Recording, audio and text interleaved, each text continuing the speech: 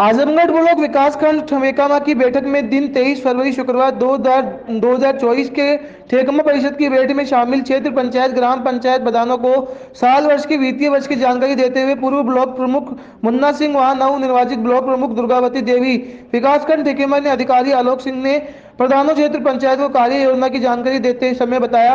नरेगा शौचालय आवास तमाम योजना की जानकारी देते हुए उन्होंने कहा, निष्ठा विश्वास प्रेम भावना ग्राम प्रधानों की होनी चाहिए। लालगंज भी देखते हैं ना, मनरेगा डिपार्टमेंट आदमी मनरेगा सरकार की महत्वाकांक्षी योजना है। सरकार का ये कहना है कि गरीबों को जो है रोजगार मिलेगा, उनके घर में शाम के वक्त में खाना बनेगा, सुबह भी खाना बनेगा। क्या आपको लगता है कि मनरेगा में भ्रष्टाचार खत्म हो चुका है? तो बिल्कुल मनरेगा में पूरी पारदर्शिता के साथ काम किया जा रहा है। इसमें बहुत से तकनीकी प्रयोग किए गए हैं। सारी चीज़ें ऑनलाइन हैं, सीधा लाभार्थी के खाते में पैसा जाता है और हम लोगों का पूरा प्रयास है कि कहीं भी कोई चूक न हो। जो सरकार की मंशा उस हिसाब से काम कर रहे हैं और पूरी तरीके से भ्रष्टाचार मुक्त कार्य कर रहे हैं। आए दिन ये सुनने को मिलता है कि थोड़ा जगह मनरेगा के मजदूर रहेंगे, लेकिन मौके पे जब सरकार साथी जाते हैं तो वहाँ पे मजदूर मिलते नहीं। नहीं, ऐसे अगर कहीं पे कोई हमारे संज्ञान में तो नहीं आता है, लेकिन अगर कहीं किसी भी ऐसी शिकायत होती है या मीडिया के माध्यम से हम लोग त्वरित उस पर कार्रवाई करते हैं और एक भी ऐसा प्रकरण नहीं है जो हमारे संज्ञान में आया हो हम लोग कार्रवाई न किए हैं और उसको तत्काल उस पर अगर कहीं कोई कमी रहे तो उसको हम लोग सुधारते हैं और नियम के अनुसार ही कार्य कराने का प्रयास करते हैं। सर, आवास के नाम से लगभग 20,000 ₹25,000 हर गाँव से धनराशि की खबरें आती हैं। ऐसा क्यों करते थे आप लोग? नहीं, इसमें देखिए लोगों को बताया गया है, जन जागरूकता का प्रयास किया गया है कि आवास का पैसा लाभार्थी खाते में जाता है। हम लोग जब भी जाते हैं मीटिंग में और हर मीटिंग बुलाते हैं लाभार्थियों की, उनके घर पे जाते हैं, यही बताते हैं किसी को भी कोई पैसा नहीं देना, कोई सुविधा शुल्क नहीं देना, यह निःशुल्क योजना है। इसके बाद भी छिटपुट अगर कहीं कोई इस तरह की घटनाएं सुनने में आती तो हम लोग उस पर त्वरित कार्रवाई करते हैं और पूरे तरीके से प्रयास करते हैं कोई भी ब्लैकमेल किसी भी लाभार्थी को न करने पाए। जमीनी स्तर पे मनरेगा कितना कामयाब? मनरेगा बहुत ही सफल योजना है जमीनी स्तर पर। इससे बहुत से विकास कार्य हुए हैं गांव में। मनरेगा के कार्य दिखाई देते हैं। लोगों का शहरों की तरफ पलायन रुका हुआ है। बहुत से लोगों को रोजगार इससे मिलता है और जो जिनको कहीं पे भी कोई कार्य नहीं मिलता है, वो शारीरिक श्रम करने के लिए इच्छुक हैं, उनके लिए मनरेगा एक बहुत महत्वपूर्ण योजना है। वो उसमें काम कर रहे हैं और अपनी जीविका का निर्वाह कर रहे हैं। मनरेगा केवल रोजगार ही नहीं बल्कि मनरेगा से बहुत से ऐसे संपत्तियों का सृजन हो रहा है जिससे कि लोग ग्रामीण क्षेत्रों में अर्थव्यवस्था में भी सुधार और विकास हो रहा है।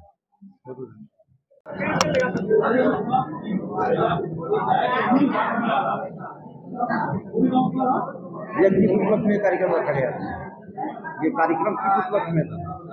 हमारे यहाँ क्षेत्र पंचायत की बैठक का कार्यक्रम रखा गया था। ये कार्य योजना लेने के लिए कार्यक्रम होता है और साल में जिस तरह की आवश्यकता होती है उस तरह से साल में 2 बार 3 बार इस तरह से क्षेत्र पंचायत की बैठकें होती रहती हैं। उसमें हमारे सभी सम्मानित जिला पंचायत सदस्य साथी, सभी सम्मानित प्रधान, सभी सम्मानित क्षेत्र पंचायत सदस्य प्रमुख जी की अध्यक्षता में कार्यक्रम होता है। इसमें कार्य योजना लेकर के विकास कार्य को गति दी जाती है। आपकी छवि जो है एक विभाग नेता, एक निर्भीक नेता के रूप में होती है जो गरीबों का साथ देते हैं। क्या कारण है चुनाव में सारे समीकरण अच्छे होते हैं, जनसभा में अपार भीड़ जुटती है, फिर भी जो है चुनाव में हार का सामना करना पड़ता है? देखिए, ये जो हमारा जिला है यहाँ की एक अलग परिस्थिति है। विधान क्षेत्रीय चुनाव अलग होता है, जो व्यवहार का चुनाव होता है, सारे लोगों से गांव-गांव घर-घर रिश्ते हैं। लेकिन जो विधानसभा का चुनाव होता है उसमें बहुत सारे राष्ट्रीय मुद्दे होते हैं, प्रदेश के मुद्दे होते हैं, राजनीतिक मुद्दे होते हैं और कब लास्ट में कौन सी ऐसी परिस्थिति बने, कोई बाबा जी को मुख्यमंत्री बनाना चाहता था, कोई अखिलेश भैया को मुख्यमंत्री बनाना चाहता था। उस लाइन में कहीं न कहीं हम बहन जी का झंडा लेके खड़े थे, बहन कुमारी मायावती जी की, तो शायद उस लाइन में कहीं हम पिछड़ गए, तो बंटवारा हो गया। पाला खींच के कबड्डी की तरह लोग चुनाव लड़े। एक खेमा माननीय योगी आदित्यनाथ जी को मुख्यमंत्री बनाने के लिए नौजवानों से लेकर बुजुर्गों का चला। और एक खेमा अखिलेश जी का, आदरणीय अखिलेश जी को मुख्यमंत्री बनाने के लिए चला। लोकतंत्र है, उसमें रेस में जो मुख्यमंत्री बनने के थे वो विपक्ष में बैठ गए और माननीय योगी आदित्यनाथ जी दोबारा मुख्यमंत्री बने। बहन जी ये बहुत विश्वास भरोसा था, और बहुत सारे इस तरह से राष्ट्रीय मुद्दे और जमीनी मुद्दे उसमें प्रभावी हुए, जिसके नाते वोट का भी कुछ बंटवारा हुआ। माटीगंज में जनसभा होती है, नुक्कड़ सभा होती है, इसमें अपार भीड़ होती है। इसमें आपने एक वाक्य बोला था कि मैं आपका बेटा हूँ। यहाँ गरीबी या मेरी जात की बात नहीं है, मैं आपका बेटा हूँ। आप जब भी याद करेंगे दूल्हा सुन आपके दरवाजे पे गिरेंगे आपके बेटे की तरह। इतना अच्छा संबोधन के बाद भी क्या कारण था? देखिए, हम लोग तो जो बातें बोलते हैं वो दिल से बोलते हैं, मन से बोलते हैं, भाव से बोलते हैं।